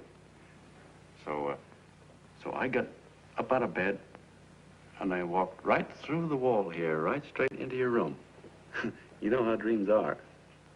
And there you were in bed. But you're a little girl, you know, about 10. And very pretty, too. So I shook you, and the moment you opened your eyes, you hopped out of bed and started running like the devil in your nightgown. You ran right out the window there, and you ran out over the tops of buildings and roofs and everything for miles. And I was chasing you. And And all the time you were running, you kept growing bigger and bigger and bigger, and pretty soon you were as big as you are now, you know, grown up. And all the time I kept asking myself, what am I chasing her for? And I didn't know. Isn't that a hot one? Well, anyway, you ran into some place, and then I ran in after you, and when I got there you were getting married. And the nightgown had changed into a beautiful wedding gown. You sure look pretty, too. And then I knew what it was I was trying to stop you from doing. Dreams are sure crazy, aren't they? Well, would you like to know who it was you were marrying? Oh, a tall, handsome Eubangi, I suppose. No, not that bad. It was that fellow that sends you flowers every day. Yeah, what's his name? Mr. Norton's nephew? Ted Sheldon. Yeah, that's the one. But here's the funniest part of it all. I was the fellow up there doing the marrying, you know, the justice of peace or something. You were? I thought you were chasing me. Well, yes, I was, but I was your father then, you see. But the real me, John Doe, or that is, Long John Willoughby, I was the fellow up there with the book. You know what I mean? I guess so. Then what happened? Well, I took you across my knee and I started spanking you. That is, I didn't do it. I mean, I did do it, but it wasn't me, you see. I was your father then. Well, I held you across my knee and I said, Annie, I won't allow you to marry a man that's just rich or that has his secretary send you flowers. The man you marry has got to swim rivers for you. He's got to climb high mountains for you. He's got to slay dragons for you. He's got to perform wonderful deeds for you. Yes, sir. And all the time, the guy up there, you know, with the book, me, just stood there nodding his head. And he said, go to it, Pop. Whack her one from me, because that's just the way I feel about it, too. So he said, come on down here and whack her yourself. So I came down and I whacked you a good one, see? And he whacked you. And I whacked you another one. We both started whacking you like... Well, if you're through whacking her, come on, let's get going. Okay, fellas, right in here. You go out the side entrance. There's a bunch of autograph seekers out front. We'll be down with the bags in a minute. Come on, don't make a government project out of this. Hi, Benny. When's our plane take off again? Couple of minutes. How many people do you think we've talked to already, outside the radio, I mean? Oh, I don't know. About 300,000. 300,000. What makes them do it, Ann? What makes them come and listen and get up their John Doe clubs the way they do? I've been trying to figure it out. Look, John, what we're handing them are platitudes. Things they've heard 1,000,000 times. Love thy neighbor, clouds have silver linings, turn the other cheek. It's just a... Yeah, I heard them 1,000,000 times, too, but... there you are. Maybe they're like me, just beginning to get an idea of what those things mean. You know, I never thought much about people before. They were always just somebody to fill up the bleachers. And the only time I worried about them is when they didn't come in to see me pitch. You know, lately I've been watching them when I talk to them. I could see something in their faces. I could feel that they were hungry for something. You know what I mean?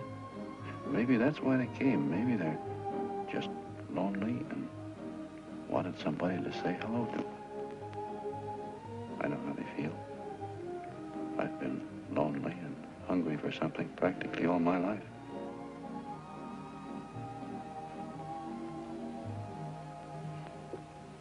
All aboard, folks. That's what I said, it's your office. Yeah, that's true. Oh, somebody else sitting here? No, that's your seat. And this is your coat. Mine? A little token of appreciation. Oh. Oh, it's beautiful, D.B. Well, I don't quite know what to say. Well, don't say anything at all. Just sit down. Oh. Go ahead, open it. Oh. lovely. And a new contract goes with it. Well, come on, spring it. You've got something on your mind. It must be stupendous. You know, that's what I like about it. Right to the point, like that. All right, Practical Annie, here it is. Tomorrow night, before a crowd of 15,000 people and talking over a nationwide radio hookup, John Doe will announce the formation of a third party. A third party? Yes, the John Doe Party.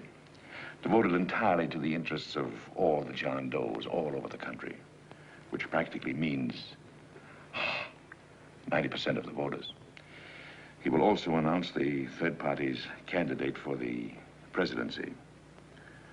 A man whom he personally recommends, a great humanitarian, the best friend the John Does have. Mr. D.B. Norton. Yes.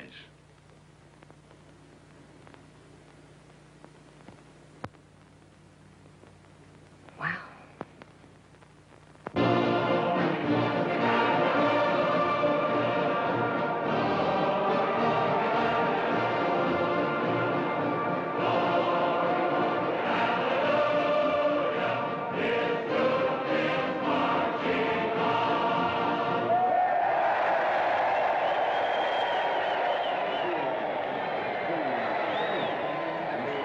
And although the opening of the convention is hours off, the delegates are already pouring into the ballpark by the droves, with lunch baskets, banners, and petitions asking John Doe not to jump off any roof. No matter how you look at it, it's still a phenomenal movement. These John Does, or the hoi polloi, as you've heard people call them, have been laughed at and ridiculed, but here they are, gay and happy, having traveled thousands of miles, their expenses paid by their neighbors, to come here to pay homage to their hero, John Doe. And in these days of wars and bombings, it's a hopeful sign that a simple idea like this can sweep the country. An idea based on friendliness, on giving and not taking, on helping your neighbor and asking nothing in return. And if a thing like this can happen, don't let any of your grumbling friends tell you that humanity is falling apart. This is John B. Hughes, signing off now and returning you to our main studio until 9 o'clock, when the convention will officially open. Oh, John, come in. Say, I'm kind of... It's raining out a little. That's all right. It's good to see you. Sit down. Thanks.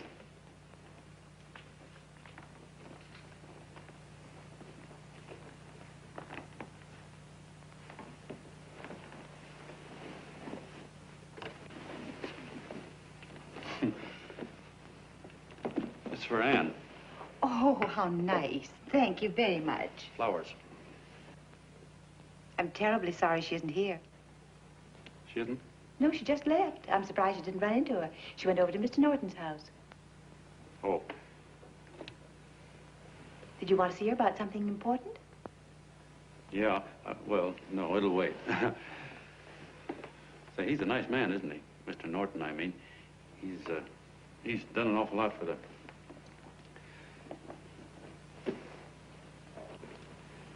Well, say, my coat's pretty wet. I'm afraid I might have wet the couch a little.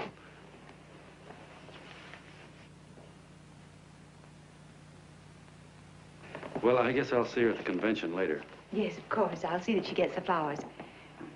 Thanks. Good night, Mrs. Mitchell. Good night, John.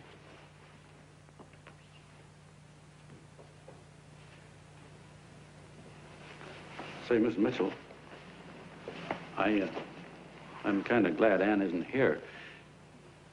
You see, I came over here hoping to see her alone, and kind of hoping I wouldn't, too, you know what I mean? There was something I wanted to talk to her about. But, well, it'll wait, I guess. Good night. Good night, John. Say, look, Mrs. Mitchell, have you ever been married? Oh, I'm sure you have. Gosh, that's pretty silly. But I guess you must think I'm kind of batty. Well, I guess I'd better be going at that. John, my husband said, I love you. Will you marry me? You did? What happened? I married him. Well, yeah, that's what I mean, see? It was easy as all that, huh? Uh-huh. Yeah, but look, Mrs. Mitchell, you know, I love Ann, and it's going to be awfully hard for me to say it because, well, you know, she's so wonderful. And, well, the best I ever was a Bush League pitcher. And, you know, I think she's in love with another man, the one she made up. You know, the real John Doe. Well, that's pretty tough competition. I bet you he'd know how to say it all right. On me, I get up to it and around it and in back of it, but I never get right to it. You know what I mean? So the only chance I've got is, well, if somebody could kind of give her a warning, sort of prepare her for the shock. You mean you'd like me to do it? Hmm? Well, I was thinking that, yeah, you know, sort of break the ice. Of course I will, John. See, thank you, Mrs. Mitchell. Hey, you're okay.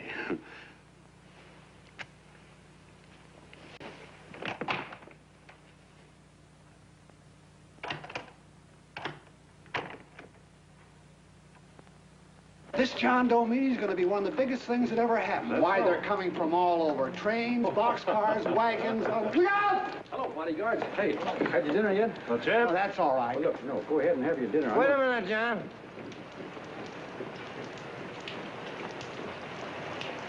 Hello, Mr. Connell. How are you, John? John, I want to have a little talk with you. What's the matter? Are you falling? Come on. Hey, boss. Oh, quiet. Say, tell me something. Did you read the speech you're going to make tonight? No, I never read the speeches before I make them. I get more of a kick out of it that way. Uh-huh. It's just exactly what I thought. Beanie, go on down to the office, tell Pop to give you the speech. There's a copy on my desk. Gee whiz, boss, you know Mr. Norton told me not to leave him, not even for a minute. Go on. We'll be at Jim's bar up the street. You're a nice guy, John. I like you. You're gentle. I always like gentle people. Me, I'm hard.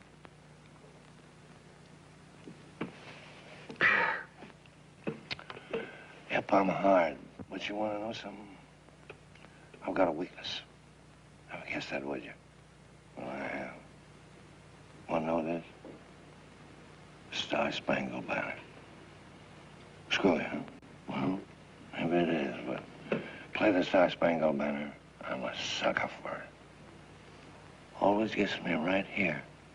Know what I mean? Yeah, it gets me right back here. Oh, back there, huh? Well, every man to his own taste. You weren't old enough. You weren't old enough for the World War, were you, Jim? No, of course not. No, you must have been just kidding. I was just ripe and raring to go. You know what my old man did when I joined up? He joined up, too. Got to be a sergeant. And here's a kick for you. We were in the same outfit. Funny, huh? Hmm?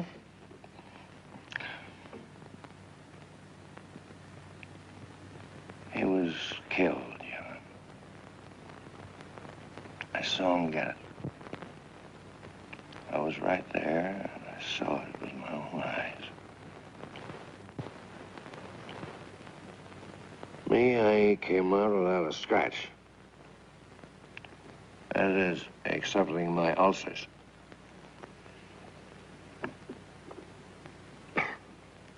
I should be drinking milk, you know. This stuff is poison. Hey, Tubby. Yes, Mr. Connell? What do you say, huh? All right. Yep, I'm a sucker for this country. I'm a sucker for the Star-Spangled Banner, and I'm a sucker for this country. I like what we got here. I like it. A guy can say what he wants and do what he wants without having a bayonet shoved through his belly. And that's all right, isn't it? You betcha. Yeah. And we don't want anybody coming around changing it, do we? No, sir. No, sir. And when they do, I get mad. I get boiling mad. right now, John, I'm sizzling. I get mad for a lot of other guys besides myself. I get mad for a guy named Washington, and a guy named Jefferson, and Lincoln. Lighthouses, John. Lighthouses in a foggy world. You know what I mean? Yeah, you bet. Listen, pal. This fifth column stuff is pretty rotten, isn't it? Yeah, it certainly is. And you'd feel like an awful sucker if you found yourself marching right in the middle of it, wouldn't you? You. Because you would have known it because you're gentle. But that's what you're doing. You're mixed up with a skunk, my boy. A no-good, dangerous skunk. Say, you're not talking about Mr. Norton, are you? I'm not talking about his grandfather's pet poodle. You must be wrong, Mr. Cannell. Because he's been marvelous about the John Doe clubs. Yeah? Say, you're sold on this John Doe idea, aren't you? Sure. Sure. I don't blame you. So am I. It's a beautiful miracle. A miracle that can only happen right here in the good old USA. And I think it's terrific. What do you think of that? Me, hard-boiled Cannell, and I think it's plenty terrific. All right. Now, supposing a certain unmentionable worm whose initials are DB was trying to use that to shove his way into the White House so he could put the screws on, so he could turn out the lights in those lighthouses. What would you say about that, huh? Nobody's going to do that, Mr. Cannell. They can't use the John Doe clubs for politics. That's the main idea. Is that so? Then what's a big political boss like Hammett doing in town? And a labor leader like Bennett? And a lot of other big shots are up at DB's house right now. Wolves, John. Wolves. Waiting to cut up the John Does. Wait till you get a gander at the speech you're gonna make tonight. You're all wet. Miss Mitchell writes those speeches. Nobody can make her write that kind of stuff. They can't, huh? Who do you think writes them? My Aunt Emma? I know she writes them. And gets a big bonus for doing them, too. A mink coat and a diamond bracelet. Don't write them. Why, that gold-grabbing dame would double-cross her own mother for a handful of Chinese yams. Shut up. If you weren't drunk, I'd... Hey, boss. Here's the speech, boss. Hey. Go on and read it, John, and then start sucking. Hey, wait a minute, Mr. Doe. Tubby? Yes, sir. Better bring me a glass of milk. I'm smoking too much. Yes, Charlie? Got everything all set? Fine. John Doe been taken care of? Good. How many people do you think will be there? 15,000? Oh, my, that's fine. Now, listen, Charlie. As soon as John Doe stops talking about me, I want you to start that demonstration. And make it a big one, you understand? Don't worry about that, DB. My boys are there. They'll take care of it. What? Yes, I'll be there 15 minutes after I get your call. Why, Mr. Doe. Where are they? In the dining room, sir.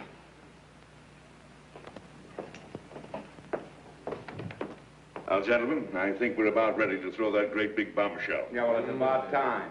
Even a conservative estimate shows that we can count on anywhere between 10 and 20 million John Doe votes. Now, add to that the labor vote that Mr. Bennett will throw in, and the votes controlled by Mr. Hammett and the rest of you gentlemen in your own territories, and nothing can stop us. As I said before, I'm with you, providing you can guarantee the John Doe vote. Don't worry about that. You can count on me on one condition. Little Bennett's got to be taken care of. Didn't I tell you that everybody in this room would be taken care of? My agreement with you gentlemen stands. I'm with you, DB, but I still think it's a very daring thing we're attempting. These are daring times, Mr. Barrington. We're coming to a new order of things. There's too much talk been going on in this country. Too many concessions have been made. What the American people need is an iron hand. You're right. That's true. You're quite right, DB. Discipline. Right. And now, may I offer a little toast to Miss Ann Mitchell, the brilliant and beautiful lady who is responsible for all this. Miss Mitchell. Mr. Norton, I'd like to talk to you alone for a minute. Oh, Miss Mitchell has something to say to us. That's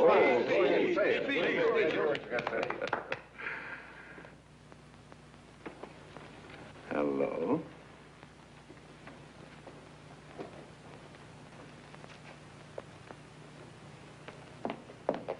John, I'm so glad to see you. I was terribly worried. Did you write this? Yes, I did, John, but I had no idea what was going on. You didn't. No. That's a swell bracelet you're wearing. John, why aren't you at the convention?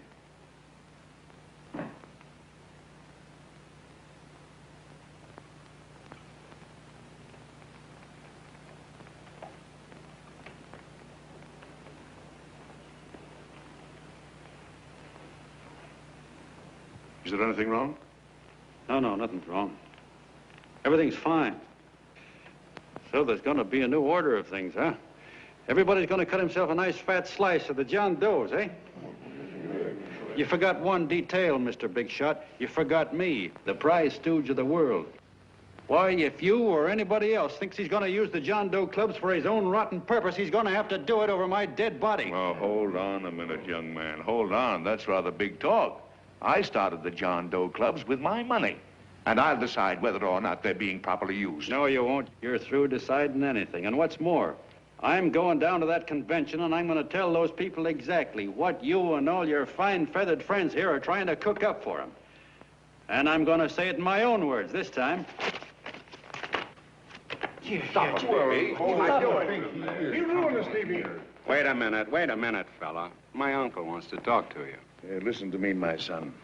Before you lose your head completely, may I remind you that I picked you up out of the gutter and I can throw you right back there again? You've got a nerve accusing people of things. These gentlemen and I know what's best for the John Does of America, regardless of what tramps like you think. Get off that righteous horse of yours and come to your senses. You're the fake. We believe in what we're doing. You're the one that was paid the 30 pieces of silver. Have you forgotten that? Well, I haven't. You're a fake John Doe, and I can prove it. You're the big hero that's supposed to jump off tall buildings and things. Do you remember? What do you suppose your precious John Does will say when they find out that you never had any intention of doing it, that you were being paid to say so? You're lucky they don't run you out of the country. With the newspapers and the radio stations that these gentlemen control, we can kill the John Doe movement deader than a doornail. We'll do it, too, the moment you step out of line. Now, if you still want to go to that convention and shoot your trap off, you go ahead and do it.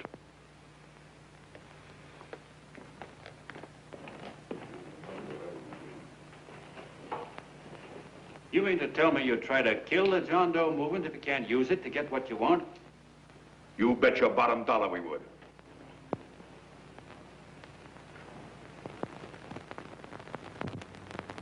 Well, that certainly is a new low. I guess I've seen everything now. You sit there back of your big cigars and think of deliberately killing an idea that's made millions of people a little bit happier. An idea that's brought thousands of them here from all over the country, by bus and by freight and jalopies and on foot, so they could pass on to each other their own simple little experiences. Why, look, I'm just a mug and I know it, but I'm beginning to understand a lot of things. Why, your type's as old as history. If you can't lay your dirty fingers on a decent idea and twist it and squeeze it and stuff it into your own pocket, you slap it down. Like dogs, if you can't eat something, you bury it. Why, this is the one worthwhile thing that's come along. People are finally finding out that the guy next door isn't a bad egg. That's simple, isn't it? And yet a thing like that's got a chance of spreading till it touches every last doggone human being in the world, and you talk about killing it. Or when this fire dies down, what's going to be left? More misery, more hunger, and more hate. And what's to prevent that from starting all over again? Nobody knows the answer to that one, and certainly not you with those slimy, bollocksed-up theories you got. The John Doe idea may be the answer, though. It may be the one thing capable of saving this cockeyed world, yet you sit back there on your fat, hulks and tell me you'll kill it if you can't use it. Well, you go ahead and try. You couldn't do it in a million years with all your radio stations and all your power, because it's bigger than whether I'm a fake. It's bigger than your ambitions, and it's bigger than all the bracelets and fur coats in the world. You bet it is, John. And that's exactly what I'm going down there to tell those people. A minute, you ungrateful rat. My uncle's been too good to you. He's getting away. Give me the bullet. John! I've always told you, D.B., you're playing with dynamite. Which way? All right, now, get away.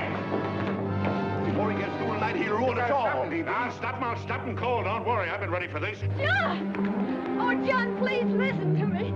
Please, I can explain everything, John. I didn't know what they were going to do. Let me go with you, John. John, please. Go ahead, driver. Ballpark. Explain it to you, John. Please let me go with you. Please. John! Mr. Martin wants to see you. Listen to me, Mayor Lovett. You do as I say. I want them both arrested. You tell the police department to pick up Cannell. I've got the girl here. I've got the bullet. I don't care what you charge him with. If you're worried, let him go in the morning, but keep him in jail overnight. Hello, Bulletin. Put wire on.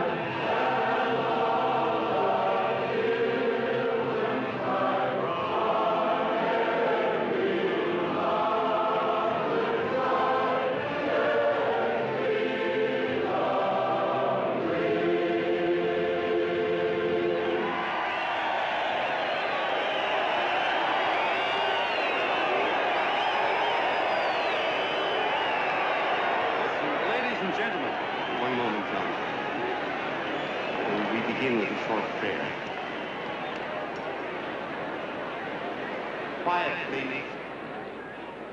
Ladies and gentlemen, let us have a moment of silent prayer for the John Does all over the world, many of whom are homeless and hungry. Rise, please. Everybody rise.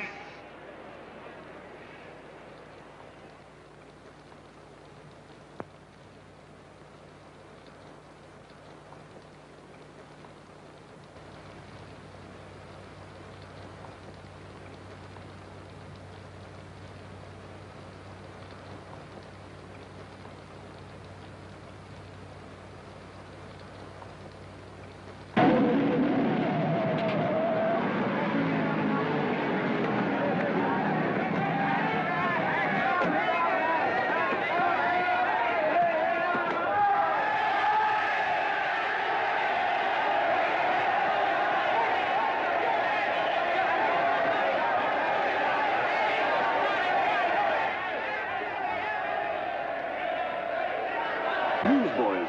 Hundreds of yelling newsboys are swarming into the park like locusts. They're yelling John Doe's a fake. Fake.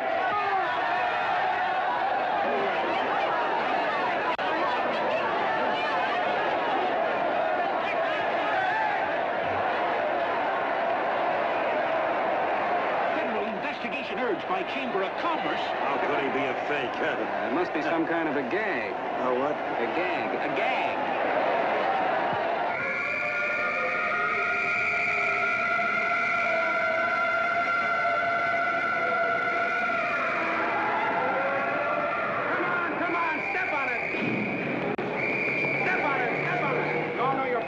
so let's get going. Wait for the thing. Hey, miss, will you autograph my balloon? Sure.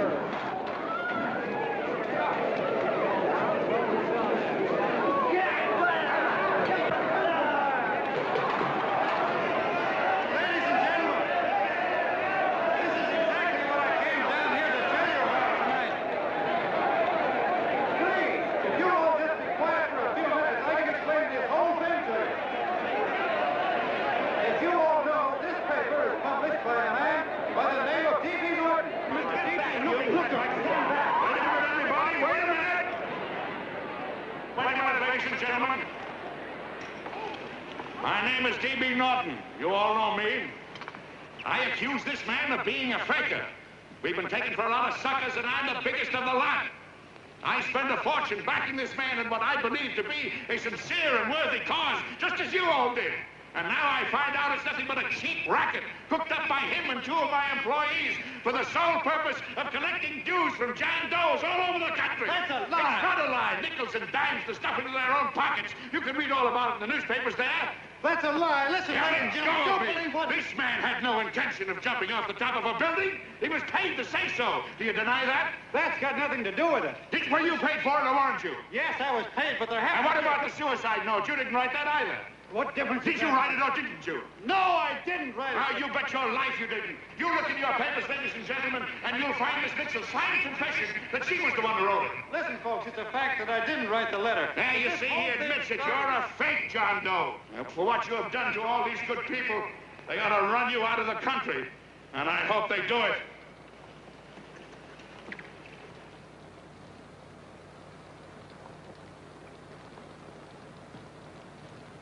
Speak up, John. We believe you. Please, listen, folks. Now that he's through shooting over his face, I've got a couple of things to tell you about. Come on, the rest of you get in here and riot. Break this crowd up. Come on. I'm sorry, folks, but we can't hear him anymore. Something's gone wrong with the loudspeakers. Those are fake! Boo! They can't hear me. This thing's not working. Ladies and gentlemen.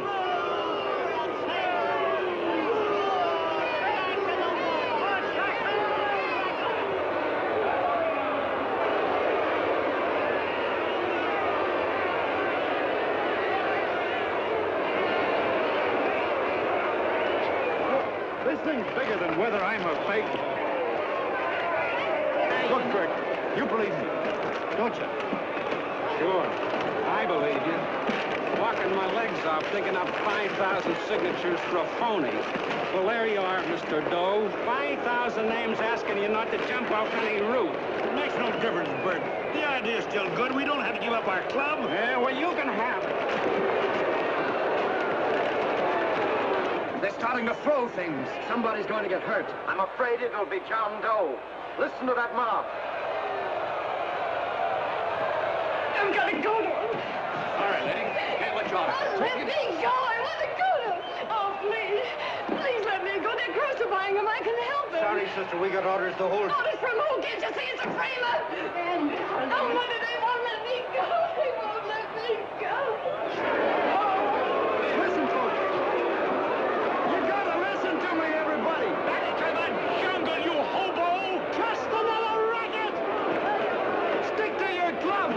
We've been fed baloney so long, we're getting used to it.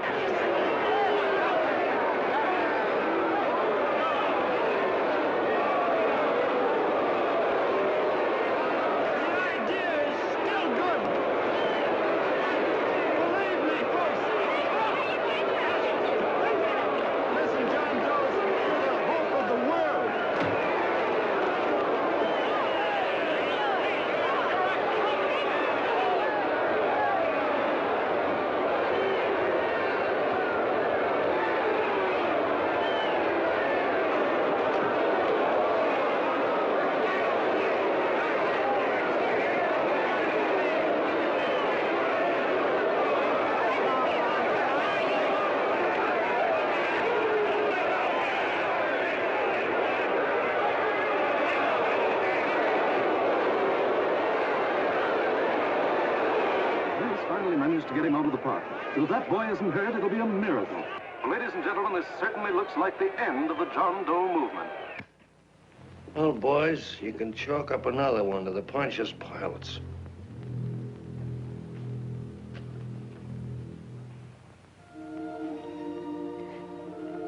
should have been there. I could have helped him. He was so all alone. A lot of us are going to be mighty ashamed of ourselves after tonight. We certainly didn't give that man much of a chance.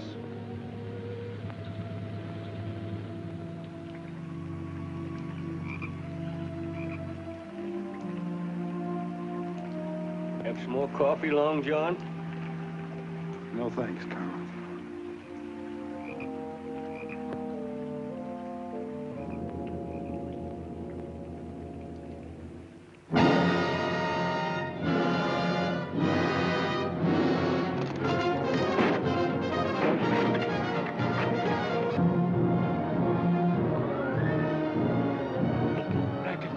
Liar, cheat, imposter. Why don't you jump? Christmas Eve at midnight. Bye, Mr. Doe. You're a wonderful man. And God bless you, my boy. Now get in there and catch. Fake John Doe, and I can prove it.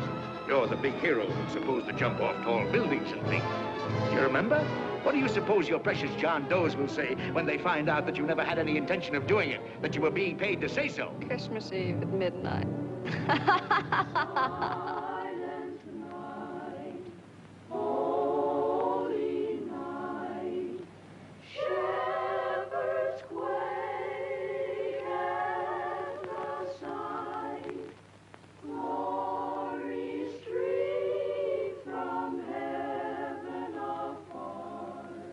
Merry Christmas, son. Merry Christmas.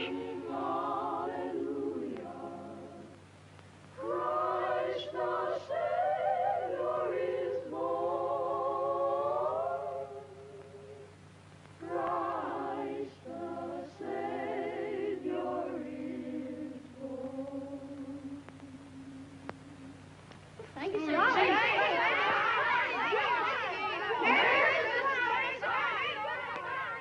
Who? John Doe. Is that screwball still around? Dame's been calling all day. Sure, I know. Yeah, at midnight, huh? Okay, lady. We'll have the place surrounded with nets. They're laughing at me.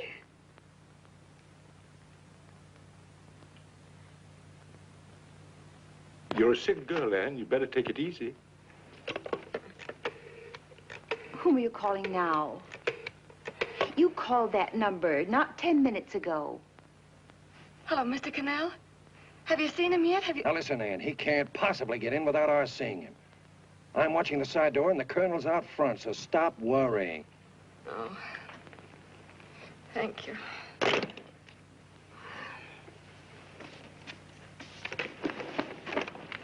What, Ann? Anne, don't be foolish. If this isn't the craziest, the battiest, the looniest wild goose chase I ever heard of. Shut up, Bert. Sourpuss is right. Yeah, well, if he is, I'm a banana split. That man is going to be on that roof. Don't ask me how I know. I just know, and you know it as well as I do. Sure. I'd like to believe in fairy tales, but a guy that's a fake isn't going to jump off any roof. I don't think he was any fake, not with that face. And anyway, what he stood for wasn't a fake. Okay, honey, okay.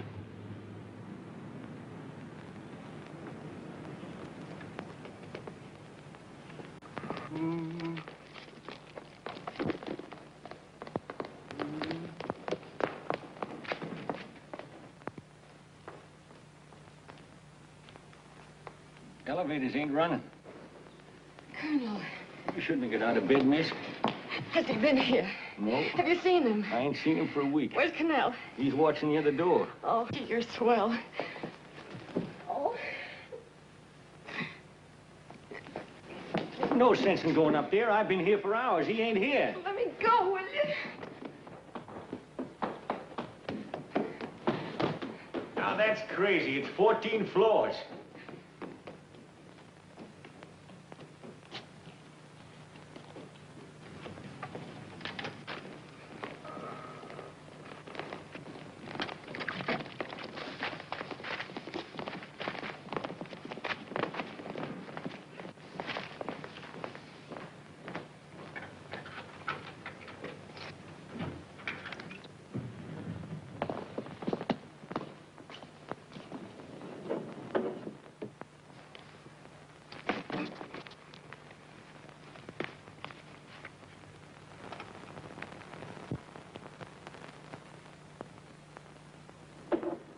far as the elevator goes. We gotta walk up to the tower.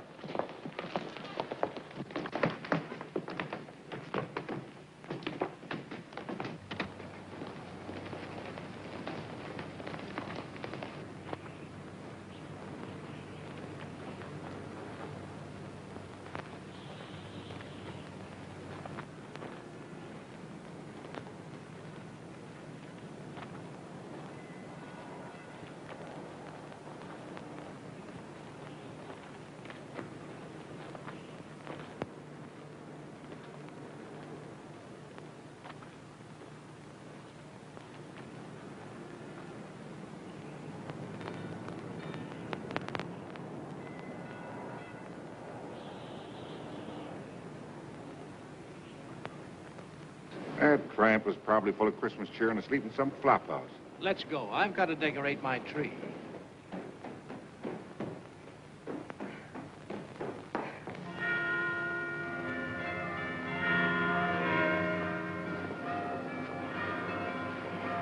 Well, I give up. I don't know what gave us the idea that we'd attempt anything like this. I guess you're right. I'm afraid the joke's on us. Let's go. I hope nobody finds out we've been here.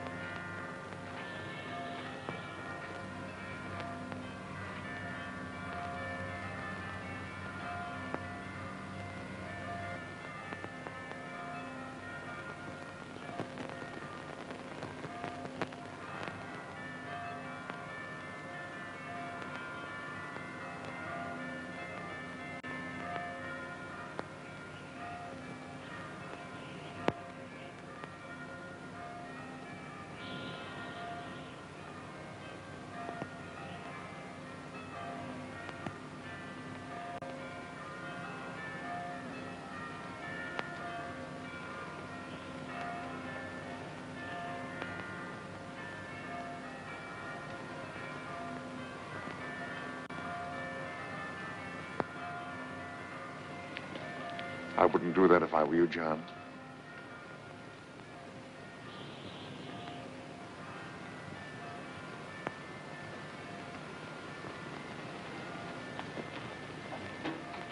It'll do you no good. The mayor has policemen downstairs with instructions to remove all marks of identification you may have on your person.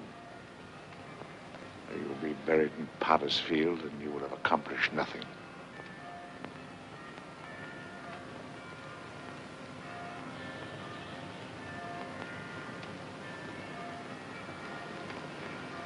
I've taken care of that. I've already mailed a copy of this letter to Mr. Cannell. John, why don't you forget this foolishness? Stop right where you are, Mr. Norton, if you don't want to go overboard with me.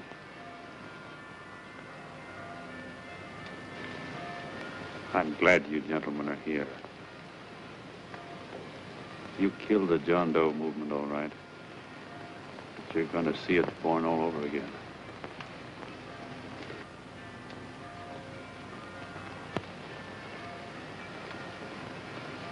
Now, take a good look, Mr. Norton.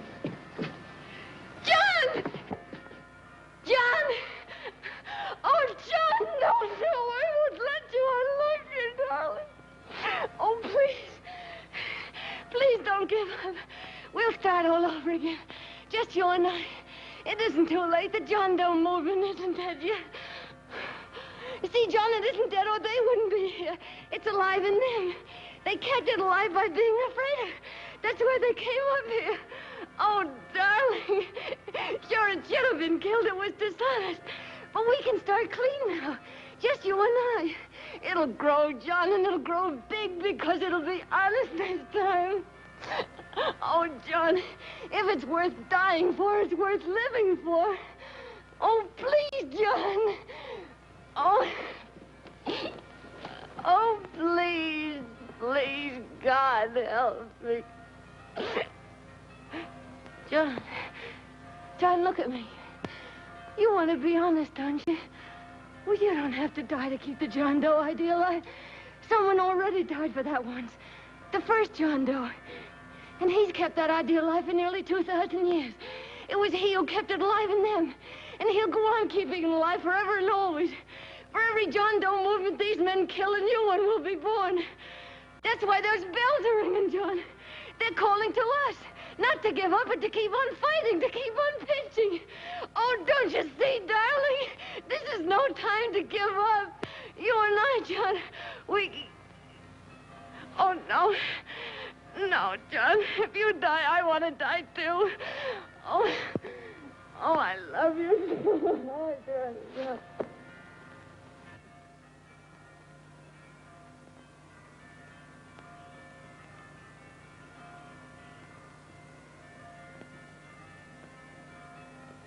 Mr. Doe, you don't have to.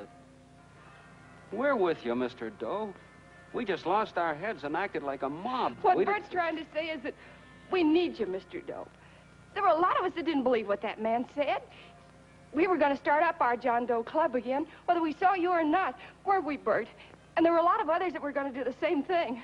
Well, Mr. Sourpuss even got a letter from his cousin in Toledo. I got it right here, Mr. Doe. Only it'd be a lot easier with you. Please. Please come with us, Mr. Doe.